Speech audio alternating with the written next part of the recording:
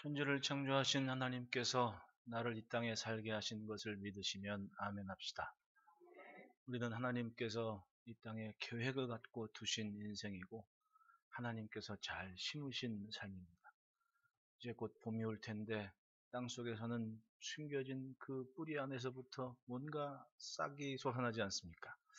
무엇인가 심었다 하는 것은 심는 순간부터 굉장한 계획을 갖고 있다는 얘기입니다. 아무런 생각 없이 씨앗을 심겠습니까? 작은 씨앗이지만은 거기에는 굉장히 큰 농부에게는 의미가 있는 거지. 생각하는 미래가 다 그 안에 담겨 있는 겁니다. 베들레헴 인근에 나사로의 무덤이 있는데 나사로의 무덤 기념 장소 맞은편에 팔레스틴 사람이 사는 집이 있어요. 저는 그 집에서 처음 겨자나무를 봤거든요. 성경에 보면 새가 와서 깃든다라는 그 말씀을 들판에 있는 그 겨자 갖고는 사실은 와 닿지 않는 부분인데 진짜 나무가 있더라고요. 겨자씨 하나리라 봐야 뭐 사람 훅 불면 날아가는 가시 같은 그런 작은 것들인데 거기 그 씨앗이 심겨져서 나무가 됐다는 한번 생각을 해보십시오. 굉장한 거거든요. 무엇인가 심었다 하는 것은 바로 그런 의미가 있습니다. 굉장한 계획이 담겨 있는 것이고 펼쳐나갈 뜻이 있다는 얘기입니다. 2022년에 여러분 하나님의 귀한 뜻을 품고 이 땅에 심겼다 하는 믿음으로 주의 뜻을 이루어가는 은혜가 있기를 축복합니다. 오늘 우리는 팔복을 살펴보고 있는데 심령이 가난하고 애통하고 온유하고 의에 줄이고 목마르고 긍휼을 베풀고 화평케 하고 의를 위하여 박해를 받는 그런 삶을 보십시오. 그런 삶은 예수님이 가르치시는 거 아닙니까? 그리고 예수님이 그렇게 사신 거예요. 짧은 공생의 기간 동안 주님이 직접 살아가실 삶을 지금 사연과 사정이 있는 인생들, 주님 앞에 모인 사람들이 그 말씀을 듣고 확신을 갖고 은혜를 받고 있다는 얘기입니다. 예수님이 십자가 지시기까지 그냥 12명 데리고 다니신 게 아니었습니다.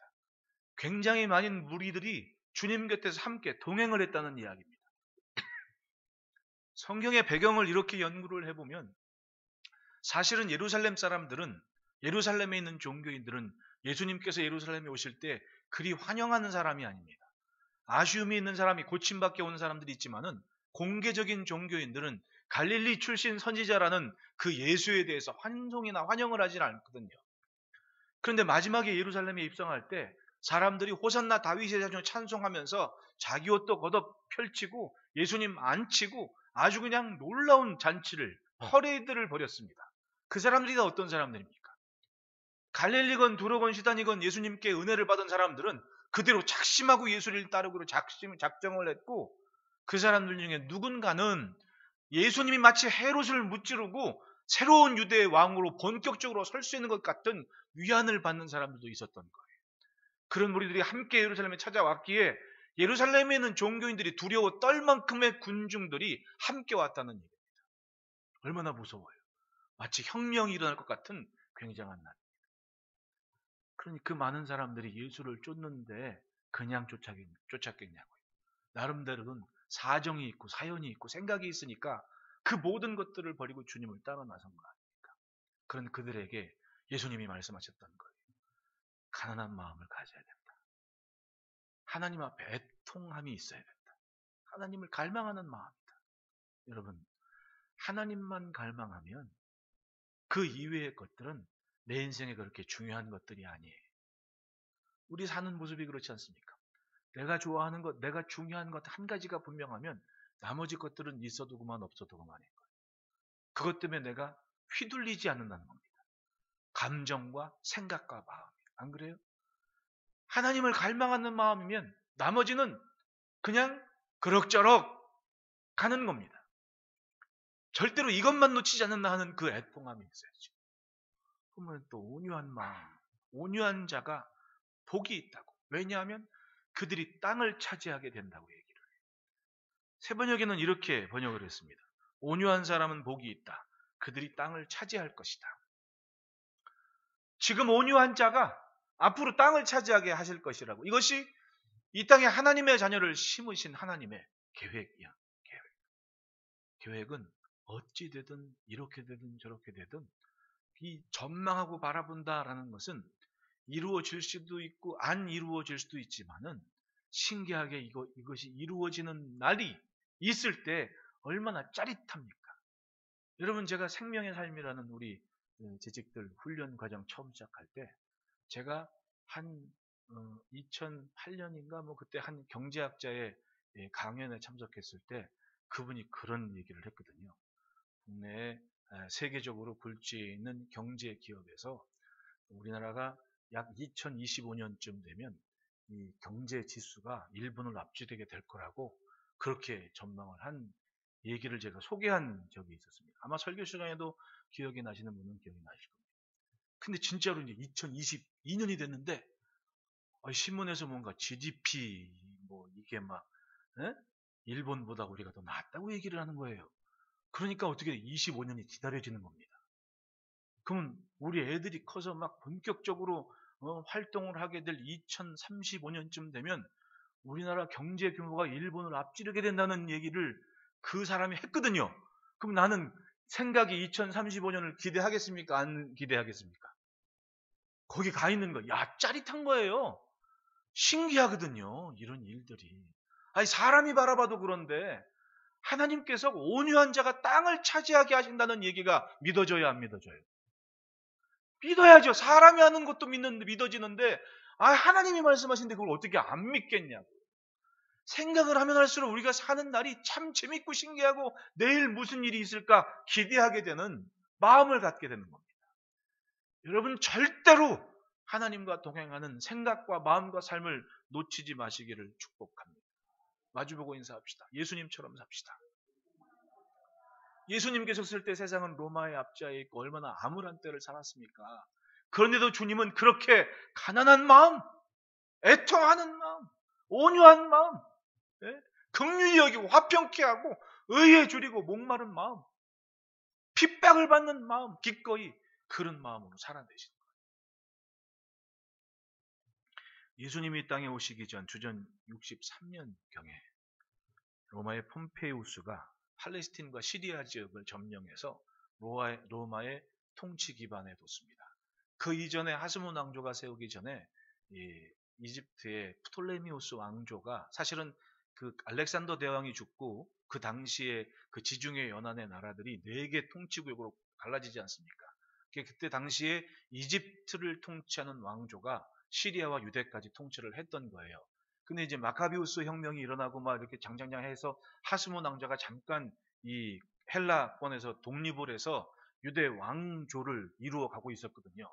근데 그게 자기들끼리 뭐 사분우열하고 막 이쌈저쌈 하다가 결국은 볼품없는 강원도만한 그 조그만 땅덩어리에서 지들끼리 싸우다가 어떻게 됩니까? 로마가 쳐들어온 거예요.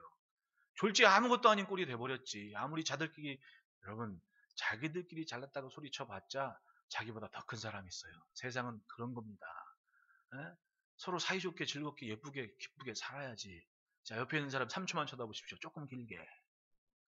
얼마나 예쁜 사람들이 있습니까? 서로 행복하고 좋게 즐겁게 살아야지. 아등바등 그렇게 다툼질 해봐야 뭐가 남는 게 있겠냐고. 결국은 그러다가 또 나라를 잃어버린 겁니다. 로마의 통치를 받게 됐는데 로마의 그런 아부를 잘하는 가이사에게 아부하는 이 헤롯 가문은 이두메 사람, 암몬 사람 쪽 종류거든요. 근데 이제 무역이나 이런 사람이 돈을 많이 모으니까 로마의 그 왕족하고 귀족들하고 사이좋게 지내가지고 얘기를 한 겁니다. 로비를 한 거지. 내가 유대에 좀 분봉왕으로 좀 가고 싶다고. 그러니까 뭐 어차피 로마라는 그 거대한 땅덩어리의 사람들이 그 뭐 안중에나 있겠습니까? 그거 가라고. 그래가지고 헤롯 가문이 유대의 왕 노릇하게 됐던 거예요. 근데 가이사의 입장에는 저거 일단 로마 사람은 아니고 장사꾼인데 그 소를 어떻게 믿어? 그 통치하는 사람의 입장에서는 좀 안돈하고 좀 정리가 필요하면 뭐 헤롯 가문도 총도 있었고 왜냐하면 헤롯 가문은 이방 사람이니까 왕의 통치자로서의 그 군사력이 좀 부족한 사람들 아닙니까? 그러니까 이제 로마의 입장에서는 총독을 보내는 거죠. 그래서 성경에 예수님께서 십자가 질 때 총독이 누구였어요? 본디오 빌라도 아니었어요. 본디오 빌라도. 그리고 행정관을 또 보내는 겁니다. 그 헤롯 가문이 통치하는 것을 뒷받침하게. 그럼 백성들의 입장에서는 어떻게 되는 겁니까? 벌써 새 권력에 대해서 눈치를 봐야 되는 상황이고, 이 새 권력자들을 누가 먹여 살려요? 이 사람들 로마가 먹여 살리는 사람들이 아닙니다. 정복자로서 그 피정복주에 가서는 그 사람들이 이 사람들 먹여 살려야 되는 겁니다. 그러면 왕 하나 있을 때는 왕만 잘 모시면 돼. 사무엘 선지자 말씀처럼. 근데 누가 왔어요? 총독도 왔지, 행정관도 왔지. 이 사람들 먹여 살려야 되는 겁니다. 근데 나라는 전쟁통에 먹을 것도 없고 농사짓기도 힘들고, 네? 그러면 따지고 보면은 기본적으로 통치자를 위해서 바쳐야 될 농산물들이 3배가 늘었어. 게다가 그 이전부터 로마는 갈릴리 지역에서부터 게릴라전을 많이 펼쳐가지고 아주 골치 아프게 한 상황에서 전쟁에 이기면 문제가 아닌데 전쟁에 져버렸거든요. 그럼 전쟁에 져버렸으니까 전범 국가가 지금으로 얘기하면 전범 국가가 돼서, 네? 전쟁 피해 보상금을 또 내야 된다는 얘기입니다. 그 일을 누가 한 거예요? 세리들이 한 거예요. 그러니까 세리들은 헤롯 먹여 살려, 총독 먹여 살려, 행정관 먹여 살려, 로마의 전쟁 보상금 세금도 남겨. 그러니 착취를 안 할래야 안 할 수가 없는 상황이었고, 니들이 세금 걸어서 알아 먹어 살아. 그러니까 어떻게 돼? 더 걷어들였고, 백성들은 의지할 데가 없는 겁니다. 왜냐하면 그래도 자기들이 바라봤던 지도층 인사라는 사람이 지금 뭐 하고 있냐? 헤롯에 아부하고 있습니다. 성경에 보면 헤롯 당이라고 있거든요. 당을 이룬 사람들이 있는 거예요. 누구를 위해서? 헤롯을 지지하는 세력도 있었다는 얘기입니다. 그러면 따지고 보면 이 헤롯 당이 유대인의 입장에서는 맞는 거예요? 틀린 거예요? 매국노죠. 나쁜 놈이죠. 왜? 엄연히 성경에는 이스라엘의 왕, 그것은 다윗의 후손이 맞아요. 그럼 이 사람은 이두메 사람이에요? 왕이 아니에요? 아니거든요. 그래서 다윗의 자손으로 오신 예수여라고 소리 지르면서 시골 구석구석에 살던 사람들도 은혜를 입고 병나음을 입었을 때 다윗의 자손 예수여라고 외쳤던 거예요. 당신이 우리의 진짜 왕입니다 라는 선언이란 얘기입니다. 그러면 저 구석에 있는 촌노들도 지금 헤롯이 정당한 왕이 아닌 것을 생각하고 살았다는 얘기는 그 시대의 모든 사람들이 보편적으로 속이 안 편한 시대였다는 얘기 아닙니까? 그런데 먹고 살기 편하다고 당을 만들어서 헤롯을 지지하는 사람들이 있었다는 얘기예요. 그 이 사람들이 또 누구를 의지했냐? 가만히 보니까 대제사장들이나 제사장들은 생각이 있으니까 뭔가 좀 낫지 않겠나 바라봤는데, 이 사람들 성전에서 장사하는 사람들 드리고 자기들 먹기 편하다고 자기들이 지금 문제가 있는 나라인 것을 인정을 안 하는 거예요. 그건 얼마나 황당합니까? 생각 있는 사람들은 도저히 그 예루살렘 주변에 있는 종교인들하고 같이 살 수가 없는 상황 아닙니까? 바리새인들 보십시오. 기도 좀 할라치고 가면 내가 저 세리와 같지 않게 하심을 감사합니다라고 아주 감사 기도를 드러내놓고 하고 앉아있네. 그러면 세리가 성전에 가서 기도하기 편해요, 안 편해요? 불편하거든. 그게 그 시대의 상황이었다는 얘기입니다. 그러니 사람들이 사는 건 멀쩡해 보여도 속 편하지 않은 세상에 있었고, 이렇게 저렇게 생각만큼 마음이 복잡하고 가슴에 돌덩어리 하나 사는 것 같은 그런 시대를 살고 있는데, 예수님이 딱 오셔서 하는 말씀이 수고하고 무거운 짐진 자들아 다 내게로 오라. 내가 너희를 쉬게 하리라.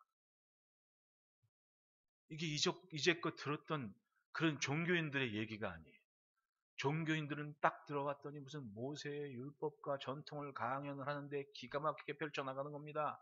근데 그건 아버지한테 들었고 아빠한테 들었고 할아버지한테 들었고 늘 들었던 얘기인데, 맨날 모세의 전통 얘기하고 뭐하고 이런 얘기하니까 이게 도저히, 그렇게 말하는 사람이 자기들과 함께 공유되는 삶이 있을 때는 공감이 됐는데, 그렇게 말은 하는데 진짜 자기를 위하는, 쉽게 말하면 동포냐? 그게 아니더라는 거예요. 말은 그렇게 하는데 누구랑 가까이 지내? 헤롯하고 가까이 지내고 로마의 권력에 아부하고, 그리고 자기 제사장 노릇 하려고 그렇게 인맥 동원해가지고 어쩌게 살고, 그러면 인맥도 옳고 이런 사람들은 뭐 그냥 죽어라 농사 져가지고는 로마 사람 먹여 살리는 거에 지쳐 안 지쳐? 지치지요. 그런데 예수님이 오셔서 수고하고 무거운 짐진 자들아 다 내게로 오라 하시는 거예요. 마음이 좋아요, 안 좋아요? 뭔가 있을 것 같아, 저분은. 그러니까 그 한마디 말씀에 마음을 주고, 그리고 생각을 모으고 주님을 따라 나선 사람들이 그렇게 많았다는 거예요. 지도층 인사하는 사람들은 아무리 얘기를 해도 자기들 먹고 살기 편하니까 이게 문제의식이 없네. 아니, 서기관이나 선생들 앞에 예수님께서 말씀한 진리를 알지니 진리가 너희를 자유케 하리라 라고 외치는데, 따지고 보면 그렇잖아요. 로마라는 힘에 얽매여가지고 거기 좀 어떻게 빌부터 잘 살아볼까? 이게 자유 있는 생각이냐고요.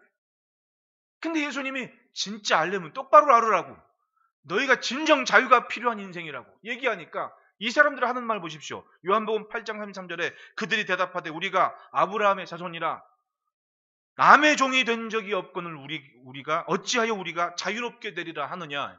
자기들 편한 세상이라고 자기들이 이미 로마의 압자의 종로로 타는 백성들이 있음에도 불구하고 그들은 내가 자유한데? 즉 주의 말씀의 필요성을 인식하지를 못하는 거예요. 정작 백성들은 듣고 싶었던 말씀이고 필요한 말씀인 걸 믿은 거예요. 그러니까 광야니 빈들이니 갈릴리 먹을 것 없는 그 산자락이니 다 모여들어서 그 선생님 앞에 은혜를 받기 위해 찾아내고 또 찾아나갔다. 앞서 얘기한 바리새인들을 보십시오. 전통을 의지하는 마음이 있다면 어떻게 그 사람들이 로마 사람들하고 짝을 짓고 헤롯 땅하고 같이 어울려서 진짜 하나님의 말씀을 전하는 예수를 죽이려고 돈을 하겠냐. 바리새인들이 그랬거든요. 사두개인들, 그 시대로 치면 신문물을 접했고 공부 많이 한 사람들인데 자기들을 위로한다기보다도 이제껏 자신들이 믿어왔던 메시아에 대해서 그건 환상이고 이렇게 얘기를 하는 거예요. 그러니 믿음의 상처를 받죠. 그런데 예수님을 봤습니다. 오병이어의 기적을 행하시면서 진짜 굶주리고 먹을 것 없어가지고 오직 말씀을 쫓아 갈릴리 산자락까지 온 사람들한테 기도를 하시고 먹을 것을 주시는 거예요. 그리고 자신들이 그렇게 믿는 하나님께 기도하고 축사한 결과 고기 2마리, 떡 5장이 5,000명이 먹고 남는, 그 모인 사람들 중에는 어떤 사람들이 있었다 그래요, 요한이. 예수를 왕 삼으려 하는 사람이 있었다. 그러면 평범한 사람들도 헤롯을 인정했다 안 했다? 안 했다. 진짜 왕이 와야 된다는 생각을 하고 있었던 시대였다는 얘기입니다. 그러니 아무것도 하지 않는 종교인들보다 훨씬 더 하나님의 자녀다운 삶은 누구였어요? 먹을 것 없고 고단한 일생이어도 오신 주님을 바라보며 그 앞에서 말씀을 듣는 그들이 진정 예수님 바라보시긴 주님의 시선에는 하나님의 백성이었던 겁니다. 그들에게 말씀하시는 거예요. 온유한 자는 복이 있다. 그들이 땅을 차지할 것이기 때문이다. 그 말은 뭐냐 하면 아무리 억울하고 힘들어도 어리석게 힘자랑하려 하지 말고 그 온유함을 지켜가라. 그러면 기어이 너희들에게 하나님이 이 땅을 차지하게 하실 것이다. 사실은 그런 마음이 있었거든요.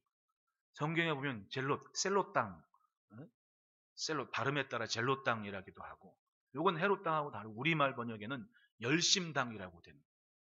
그 사람들이 어떤 사람이냐면 가서 싸우고 쟁취하자 이런 사람들이, 유대 사람들은 대대적으로 로마가 골치 아팠던 게 바로 그 이유였고, 다른 아프리카나 다른 아시아 지역보다 훨씬 더 많은 세금을 먹인 이유가 바로 그거였어요. 여기저기 게릴라전을 많이 펼쳐가지고 골치 아팠거든요. 유대 광야에 보면 마사다라는 전적지가 있습니다. 거기 유대 전적지인데 지금도 육군, 이스라엘 군 장교, 우리도 얘기하면 소위 임관하는 임관식을 그 마사다에서 해요. 왜냐하면 그 마사다 산자락에 딱 산성 딱 쌓아놓고 로마군이 그거 정복하는데 몇 년이 걸렸거든요.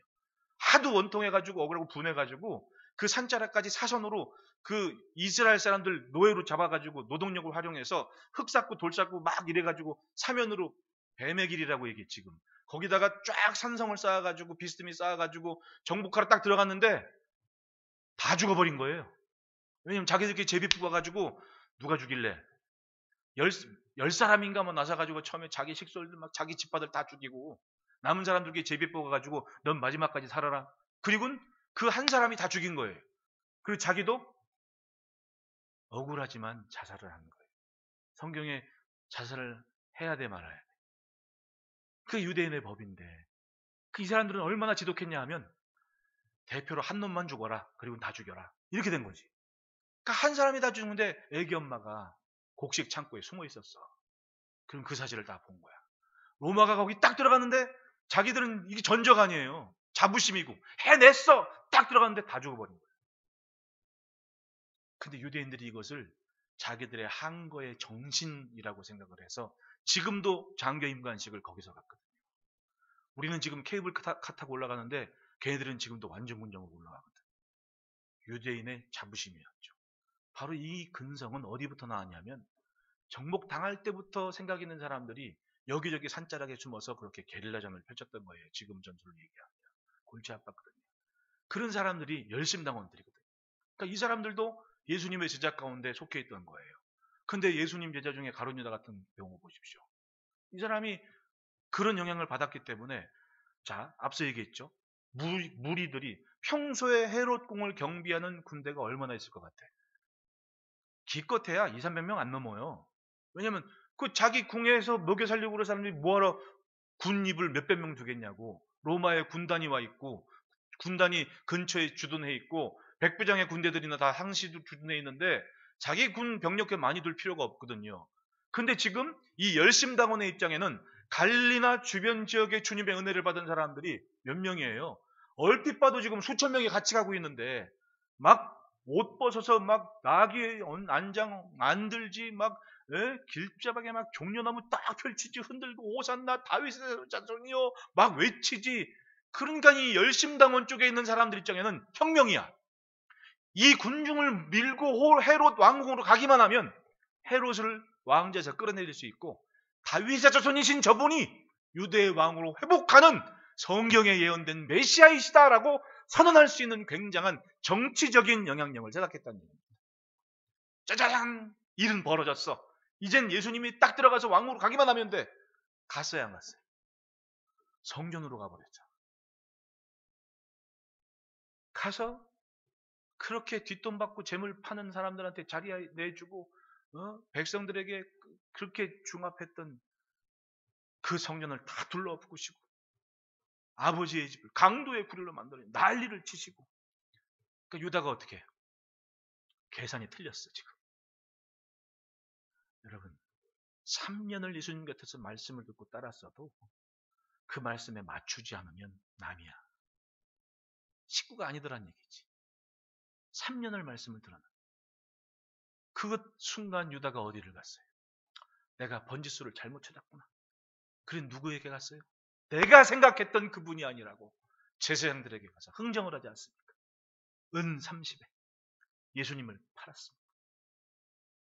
사도 요한은 그때 그 가룟 유다의 생각을 뭐라 그래요? 사탄이 유다에게 예수를 팔 생각을 넣었다 그래.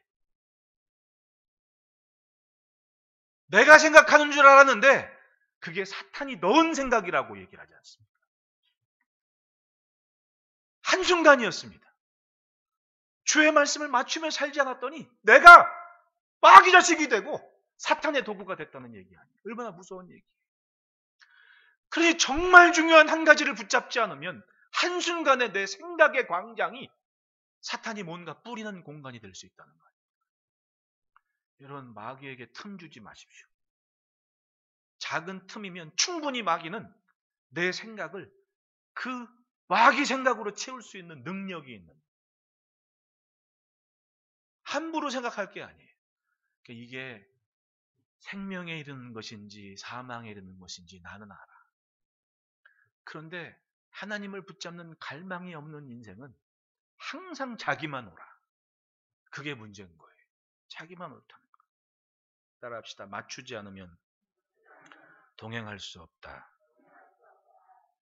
그래도 말씀을 듣고 고민하고 번민하는 인생은 거기서부터 다시 시작할 수 있는 기회는 있어. 왜? 갈등이 있다는 건요, 아직 살아있다는 거예요. 번민이 있다는 건요, 아직 희망이 있다는 거예요. 아무런 미련 없이 예수를 팔 생각대로 행하는 가룟 유다를 보십시오. 결국은 어떻게 됩니까? 결국은 자기 스스로 몸을 던져 죽을 수밖에 없는 그런 가련한 삶이 되어버리지 않았습니까? 맞추지 않았기 때문에 그래요.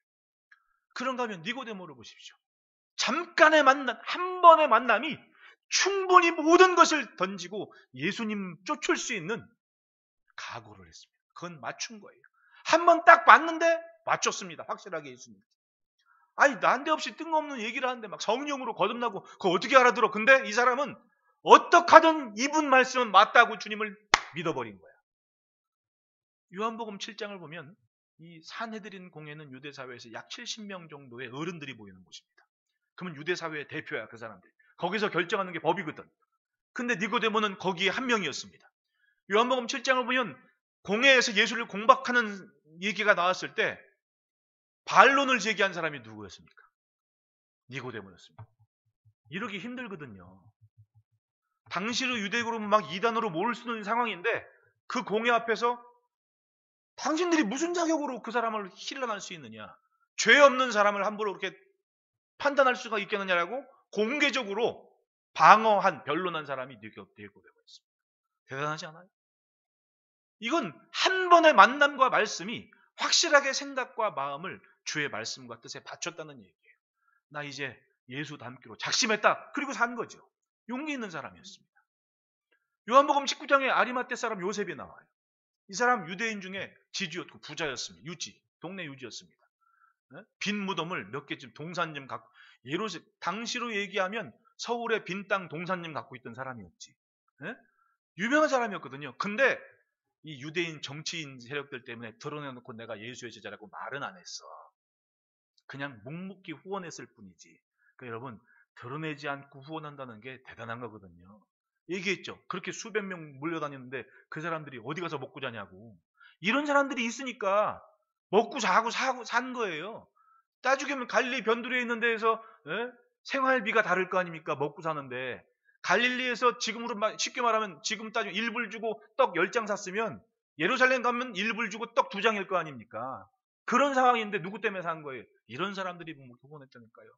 예수님 십자가 지셨습니다. 십자가에 달려 죽으신 거예요.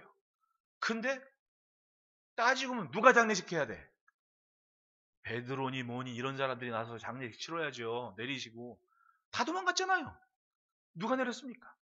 아리마떼 사람 요셉이 십자가에서 내려서 자기의 부와 그래도 사회적 명예와 신분을 가지고 로마의 본디오 빌라도에게 얘기하죠.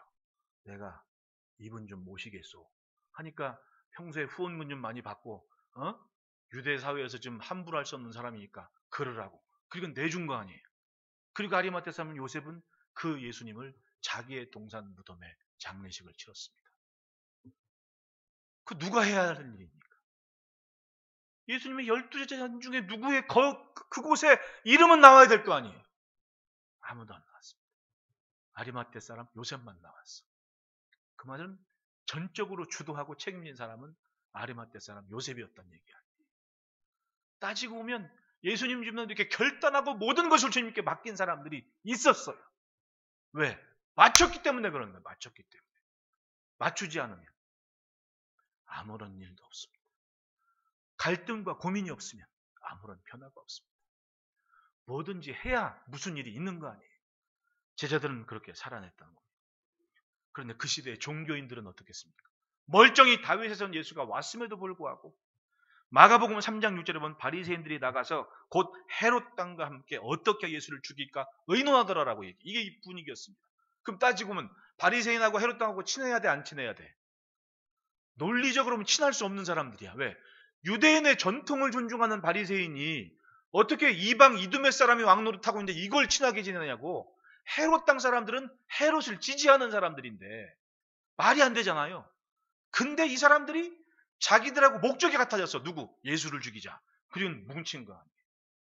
여러분, 믿음 지키려는 사람이 갈수록 힘들 수밖에 없는 것은 사탄은 어떤 명분에서건 자기들끼리 뭉쳐. 그러니까 갈수록 예수 믿기 힘든 것이고 갈수록 적그리스도는 많아질 수밖에 없는 게 당연하죠. 그렇다고 목내놓고 싸우겠어요? 힘과 권력을 모아가지고 아주 박살을 냅시다. 과연 그게 성경력이겠냐고. 예수님은 그게 아니라 그러잖아. 온유한 자가 복이 있다. 그들이 땅을 차지할 것이다. 여러분, 사람이 모든 게 완벽하다고 좋은 게 아니에요. 모자란 듯 할 때 기대감이 더 커. 따지고 보면. 정말 그런 거예요. 왜냐하면 그 모자란 듯한 기대감은 곧 내 인생과 삶에 하나님께서 개입하실 기회가 되기 때문에 그런 거예요. 완벽한 사람이라야 자기 힘자랑밖에 더 하겠냐. 나 이 정도는 한다고. 그런데 부족함과 모자람이 있을 때는 항상 비켜설 준비는 되어 있는 거예요. 왜? 그게 곧 하나님께서 역사하실 힘이기 때문에 그런 거예요. 제가 사실 우리가 사는 게 추상적인 게 아니잖아요. 그냥 뭐 학문적인 지식이나 이게 우리가 믿음의 전부가 아니지 않습니까? 내가 믿은 마치 예수님이 사람의 몸을 입고 오셔서 우리에게 알아들을 만큼 설명한 것처럼 설교가 그런 거 아니에요. 평소에 우리가 쓰는 언어를 가지고 설명해 주는 거 아니에요. 사도들은. 저는 그게 설교라고 생각을 해요. 아무리 뭐 어쩌고저쩌고 많이 얘기하면 뭐 하겠습니까? 누구 학자 얘기하면 그건 내 몫이고 알아들을 만한 게 말은 해야 될 게 아니에요. 그게 설교자가 할 일 아닙니까? 저는 그렇게 생각을 하거든요. 사실은 굉장히 멋있어 보이고 멋져 보이고 그게 중요한 게 아니었어요. 뭔가 부족하고 어리숙해 보이지만 삶에 충분히 하나님께서 움직이실 만한 공간이 있는 그 인생이 진짜 제대로 하나님의 은혜를 맛보는 삶이었죠. 옛날에 수련회 때 우리 안동 고택에 구경 갔잖아요. 그 맞은편 절벽에 탁 앉아 있으니까 어우 뭐 진짜 참 그런 역사적인 장소를 저는 좋아하는 문화적인 장소를 좋아하는 게 뭐냐면 그 문화적 환경 토대 위에서 우리가 복음을 들었잖아요. 그것과 상관없는 게 아니지 않습니까? 그러니까 생각이나 생활과는 충분히 이 토대 위에서 어떻게 복음적인 방향으로 갔는지를 찾아야 될 거 아니에요. 우리 문화 속에서. 옛날에 그 어려운 시절에 예수 믿는 사람 많았습니다. 우리 때. 근데 그분이 그냥 예수를 믿었겠냐고. 공감되는 접촉점이 있었고 그게 바로 복음의 통로가 됐었을 거란 말이죠. 그게 제 관점이에요. 근데 제가 그 안동에 있는 고택 가서 은혜를 받은 게 직간. 그 지붕 보고 내가 은혜를 받았잖아요. 그 장로님 설명 하는 거 보고.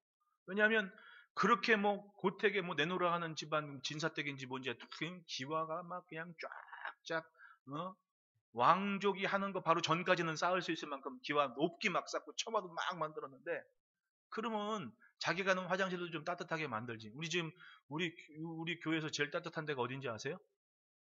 화장실.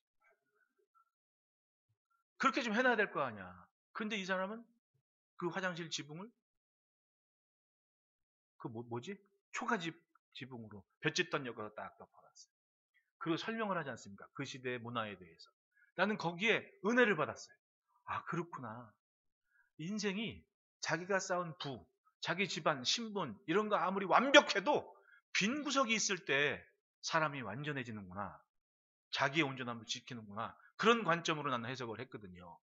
그러니까 우리 사는 게 똑같잖아요. 내가 돈을 엄청 벌었어. 아, 이 정도면 뭐 못할 것 다 해. 그럼 건강을 잃으면 뭐야? 말짱황이지.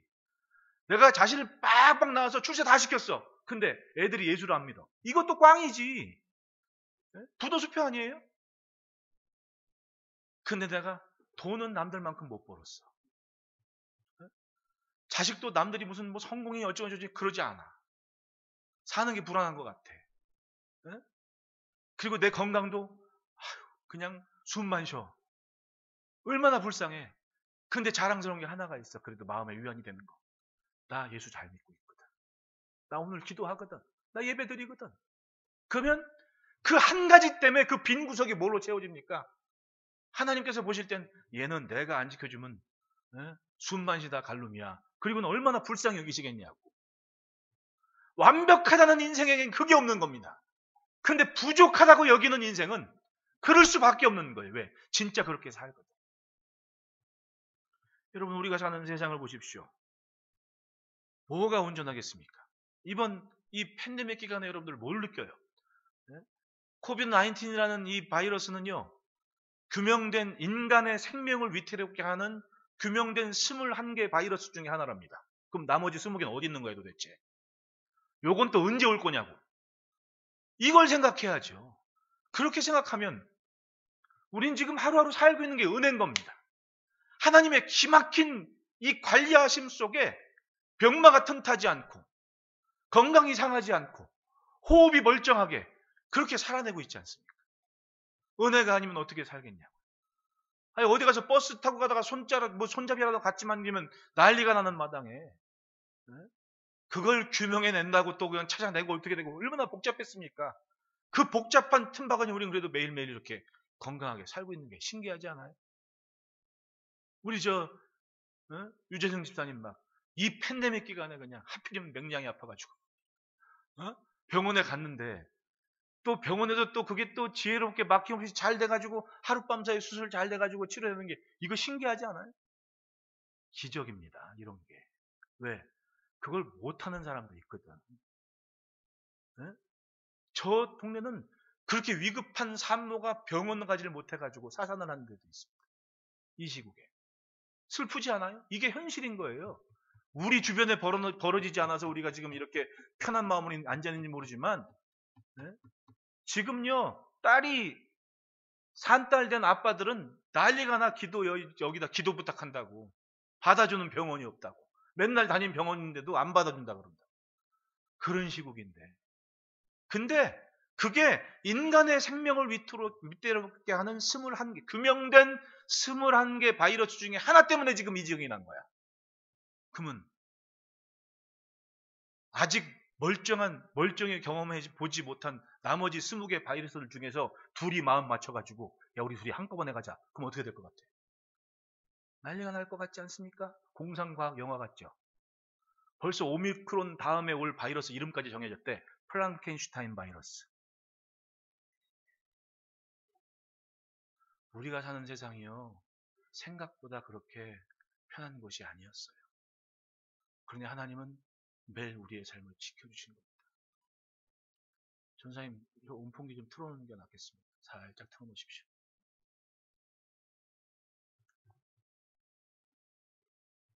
예수님 당시의 로마는 인간적인 우월감을 가지고 유대를 지배했습니다.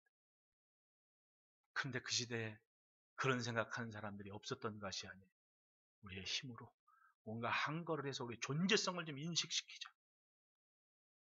그런데 그것으로는 복음에 완전해지지 않았습니다.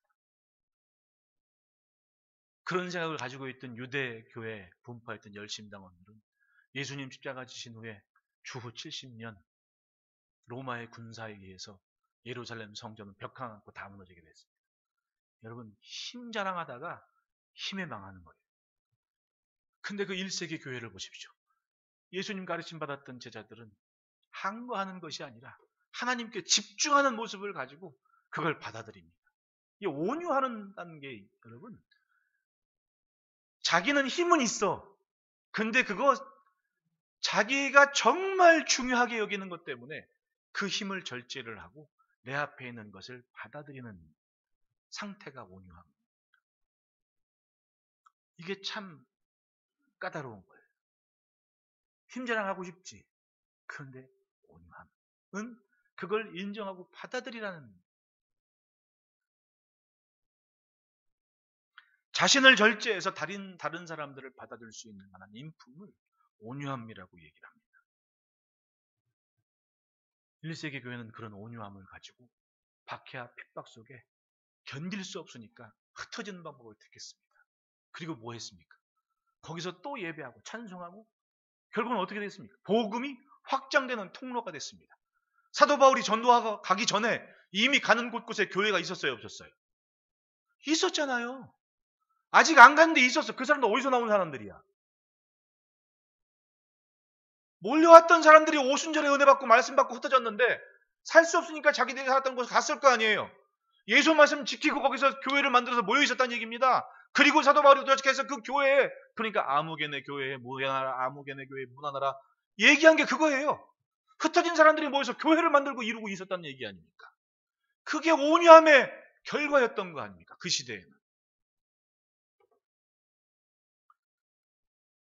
그렇게 따지면 성경에 이 온유함의 대표라 하는 모세를 우리가 생각해 봐야 돼요.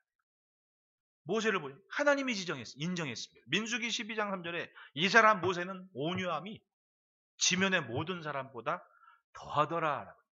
이 사람 모세는 온유함으로 치면 이 땅의 어떤 사람보다 대단한 사람이다라고 인정을 했거든요.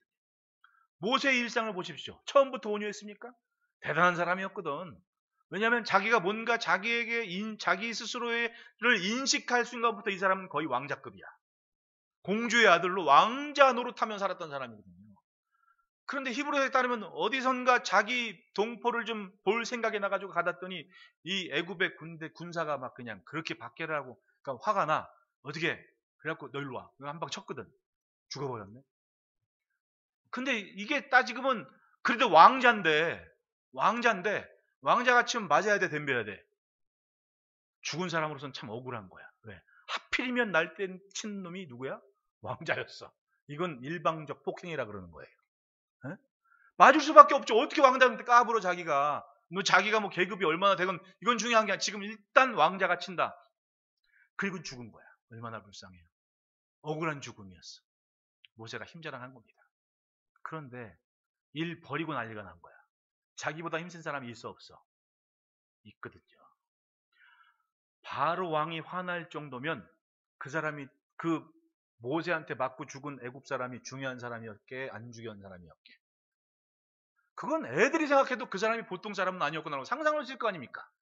바로가 내 이놈을 하고 그래도 공주 아들이라고 그렇게 그냥 금이야 오기야 키웠는데 중요한 아들이지. 에? 자기 아들하고 사이좋게 잘 놀았는데 중요한 사람이지. 친구라고도 존중하는 마당에. 근데 바로가 내 이놈 모세를 하면서 찾을 정도면 바로 왕한테도 굉장히 중요한 사람이 모세한테 맞아 죽은 거야. 모세는 어떻게 됐습니까? 자기 힘으로 뭔가 할 줄 알았는데 아니야. 자기 힘보다 더 센 놈이 있었어. 그게 바로 왕이었지. 도망가서 40년 산 겁니다. 얼마나 불쌍한 거예요. 그리고는 낮아질 때도 낮아집니다. 아주 마음에 각인을 했겠지. 절대로 힘자랑하지 말아야지. 그리고 40년 살았더니 하나님이 짠 나타나서는 모세야 네 발에서 신을 벗어라. 이게 모세의 온유함이 채워지는 과정이었던 거예요. 그 뒤로 모세는 아까 처음에 얘기한 것처럼 비켜설 줄 아는 지혜를 가진 겁니다. 내가 뭘 할 수 있습니까? 하나님, 난 혀도 둔하고요. 내가 뭘 할 줄 압니까? 하나님, 아무것도 할 줄 몰라요. 하나님, 하나님이 가셔야 됩니다. 하나님이 책임지는 인생이 됐고 시키는 거 꼬박꼬박 다 했습니다. 그리고 하나님이 인정하시는 거니 이 사람 모세는 온유함이 지면의 모든 사람보다 더하다. 모세한테 그런 일이 있었습니다. 애굽에 딱 나가고 광야를 가는데 고라자손 일당들이 딱 다단 형제들이 그러니까 지휘관과 제사장급에 있는 사람들이 당을 짓고 모세한테 덤빈 겁니다. 당신만 하나님의 음성을 듣냐고. 우리도 제사장인데 에? 적당히 하죠. 이러면서 막 덤빈 거예요. 그때 하나님이 모세가 그 말 듣고 어떻게 합니까? 그냥 하나님께 엎드렸습니다. 옛날 같았으면 덤벼. 할만한데 하나님께 엎드렸어요. 그런데 어떻게 돼? 하나님이 야, 저 향로들 다 준비해가지고 지파대로 다 모여서 쓰게 해라. 다 했어. 어떻게 됩니까? 땅이 갈라지고 고라자손은 땅속으로 다 들어가 버렸습니다. 모세는 힘자랑하지 않았습니다. 하나님께서 하시도록 비켜섰습니다.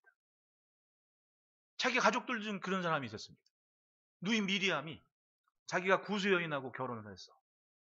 나이가 들어 부인이 일찍 사별하고 적적하고 외롭고 춥고 그러니까 구수 여인을 자기 아내로 삼았다 그래요, 성경은. 근데 그걸 누가 뭐라 그랬냐면 다른 사람들은 아무 말도 안 했어. 누가?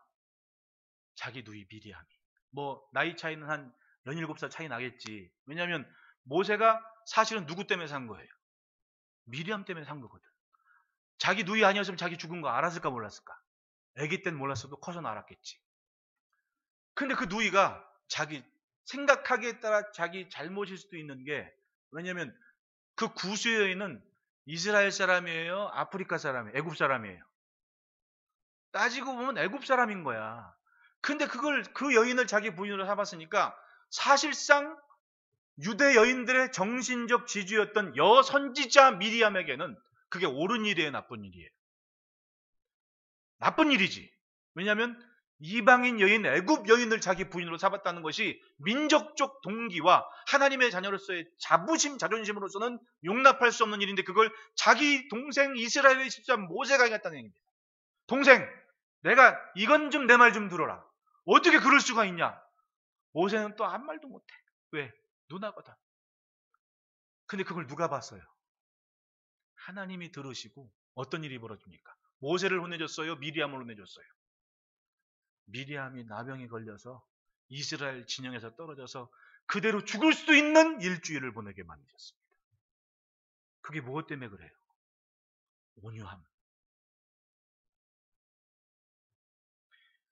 모세는 순간순간 직접 나서지를 않았습니다. 해명도 하지 않았습니다. 싸우려 하지도 않았습니다. 그냥 뒀습니다. 반발하지 않았고 나서지도 않았습니다. 그냥 하나님 앞에 엎드렸습니다. 땅이 고라자손을 삼켰고 나병이 미리암을 삼켰습니다. 하나님이 하신 거예요. 신기하죠. 땅에 남겨둔 삶은 결국은 온유한 모세였답니다. 예수님도 온유하셨습니다. 마태복음 11장 29절에 나는 마음이 온유하고 겸손하니 나의 멍에를 메고 내게 배우라. 그리하면 너희 마음이 쉼을 얻으리. 예, 온유한 자의 삶을 예수님이 사셨습니다. 온유하셨습니다. 사탄이 아무리 유혹하고 흔들어도 예수님의 힘을 함부로 사용하지 않으셨습니다. 자, 광야에서 시험 받으셨을 때 돌이 변하여 떡이 되게 하실 수 있을까요, 없을까요? 있으셨겠지만 그 힘을 쓰지 않았습니다. 가르침을 위한 표적은 행하셨어도 돌이 떡이 되게 하거나 당신을 위한 그 무슨 기적을 행하지 않으시는 분이 바로 예수님의 모습이었던 겁니다. 보십시오. 예수님이 십자가 지시기 전에 대제사장의 군대들이 막 쳐들어왔습니다. 베드로는 순간적으로 내가 아니면 누가 예수님을 지키겠냐고 칼을 뽑아들고, 어부가 칼을 휘두르면 얼마나 휘두르겠어요, 솔직히. 평생 고기만 잡아가지고 이 짧은 칼로 그물 깁는 것 정도밖에 못해. 회 뜨는 건 했겠지. 회도 먹었나? 그런데 군인들이 그러니까 확 치려면 좀 제대로 좀 치지, 그냥 해필이면 귀만 살짝 자른 거야. 그때 예수님이 야, 검을 꽂아라. 검을 쓰는 자는 검으로 망한다. 내가 지금 하나님한테 기도해가지고 한 군단 12군단은 내가 못 올 것 같냐? 내가 한마디만 하면 천사가 12군단이 와서 이들을 대적하지 못할 것 같냐? 얼른 칼 집어넣어라. 그러시더라. 그리고 잡혀가시는 거예요. 이게 예수님의 온유함 아닙니까? 말씀 한마디라면 굉장한 일이 있지요. 근데 굳이 예수님은 인간에게, 세상에 꼭 있을 만한 것 정도까지만 말씀하는 거예요.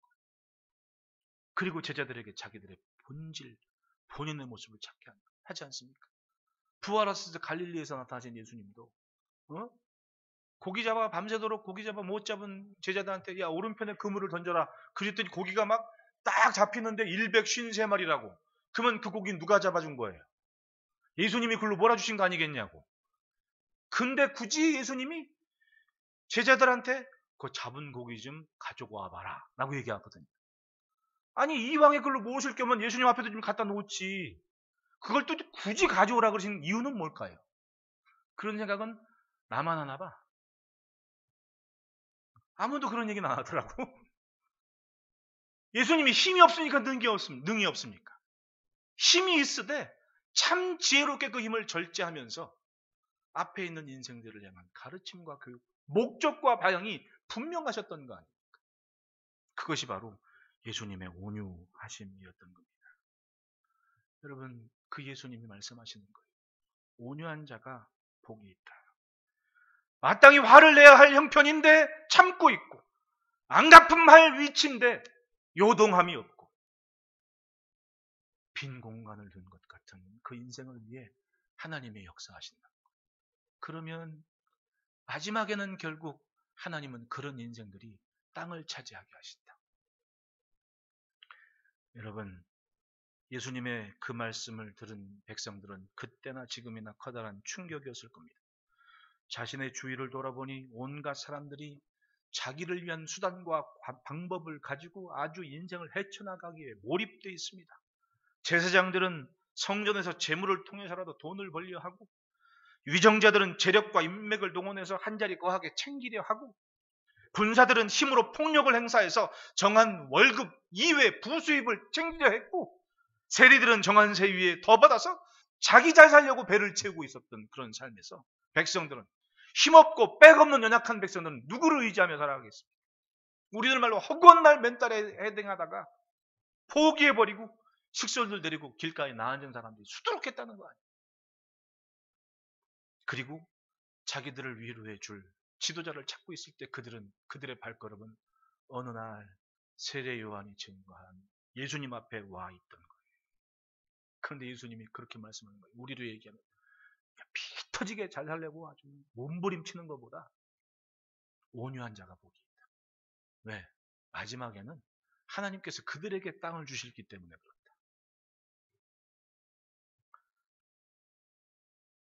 예수님의 동생 야고보가 이런 말씀을 합니다. 야고보서 1장 21절에 그러므로 모든 더러운 것과 넘치는 악을 내버리고 너희 영혼을 능히 구원할 바 마음에 심어진 말씀을 온유함으로 받으라. 그 말은 뭐냐면 제자들의 가르침을 받았던 사도의 가르침을 받았던 예수님의 가르침을 받았던 온유함이 없는 사람은 들은 말씀을 받는다 안 받는다. 듣긴 들어. 근데 삶이 없는 거예요. 근데 결국 구원에 이르게 할 바 삶을 지키는 것은 그 들은 말씀이라는 거예요. 안 들을 수도 있고 부인할 수는 있어.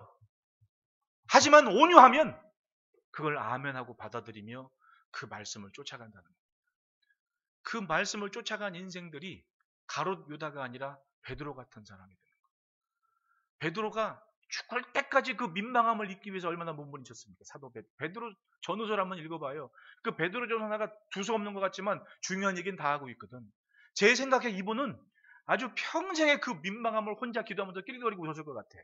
내가 옛날에 예수님 잡으러 사람 왔을 때 칼로 휘두르 봤잖아. 나 사람 뒷잘라 봤어. 그런 생각 했을까 안 했을까? 나만 하나 봐. 난 죽을 때까지 베드로는 돌아가실 때까지 그게 민망해가지고 왜 예수님 말씀하신 거랑 달라. 그런 모습이 자기에게도 있었거든. 끝까지 참으며 내가 어떻게 예수님처럼 십자가에 바로 설 수 있습니까? 거꾸로 못 박아 주십시오라고. 십자가에 거꾸로 숨겨 있잖아요. 그게 베드로잖아. 민망함이 있거든. 내가 못한 것, 못 지킨 것 때문에. 그 민망함이 평생 자신이 온유하게 살 수 있는 하나의 길이 됐던 거예요. 다른 사람들은 안 그러겠습니까? 여러분 세상 끝을 보십시오. 시편 76편 9절 읽어봅시다. 시작.